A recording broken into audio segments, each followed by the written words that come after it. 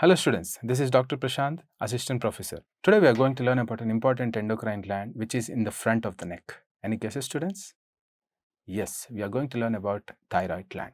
In the first half of the video, we are going to learn about the thyroid gland structure, its functions and also its relations with the other organs, nerve supply and arterial supply. And in the second half of the video, we will be learning about the physiological aspects of thyroid gland.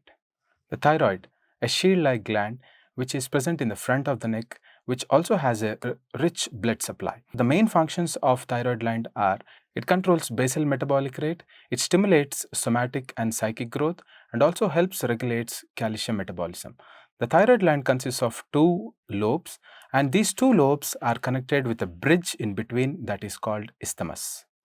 The thyroid gland looks like a butterfly shape. Interestingly, these two lobes consist of names. The right side lobe is called as lobus dexter and the left side lobe is called as lobus sinister, and these two lobes are connected in between by a bridge called isthmus. The gland lies against cervical vertebra C5, C6, C7 and T1, and each lobe of thyroid gland extends to 5th to 6th tracheal rings and isthmus extends from 2nd to 4th tracheal rings. Coming to the dimensions and weight of thyroid gland, each lobe lengths 5 into 2.5 into 2.5 centimeters and isthmus 1.2 into 1.2 centimeters, and healthy average gland weighs about 25 grams and it is larger in females when compared to males, and size further increases in females during menstruation and pregnancy. Coming to the anatomical position, the thyroid has apex, base and three surfaces, two borders. Coming to the apex, apex is directed upwards and superiorly it is limited by sternothyroid muscle, and it is related with superior thyroid artery and external laryngeal nerve. The base is at the level of 4th and 5th tracheal rings. It is related with inferior thyroid artery and recurrent laryngeal nerve.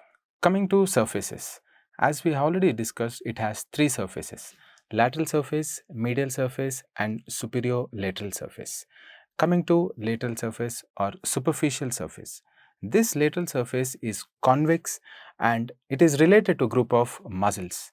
They are four in number: sternothyroid muscle, sternohyoid muscle, superior belly of omohyoid and anterior surface of sternocleidomastoid. Medial surface. Medial surface is related to two tubes, two muscles and two nerves. Two tubes, esophagus and trachea, two muscles, inferior constrictor and cricothyroid, and two nerves, external laryngeal and recurrent laryngeal. Coming to the posterior surface or posterolateral surface. Posterolateral surface is related to carotid sheath and common carotid artery. Two borders, anterior border and posterior border. Anterior border is thin and is related to anterior branch of superior thyroid artery. Posterior border is thick, rounded. It separates medial and posterior surfaces. Microscopic structure. The thyroid gland composed of two types of secretory cells. One is follicular cell and the next one is parafollicular cell. Follicular cells helps in secrete triiodothyronine, that is T3, and tetraiodothyronine, that is T4, and also called as thyroxine. These two hormones helps regulate BMR and somatic and psychic growth of an individual, whereas parafollicular cells helps in secretion of thyrocalcitonin. Coming to the blood supply to thyroid gland. The thyroid gland is supplied by two arteries: superior thyroid artery and inferior thyroid artery. Superior thyroid artery is a first anterior branch of external carotid artery. It runs forwards, downwards and pierces the pretracheal rings and then reaches the apex of each lobe.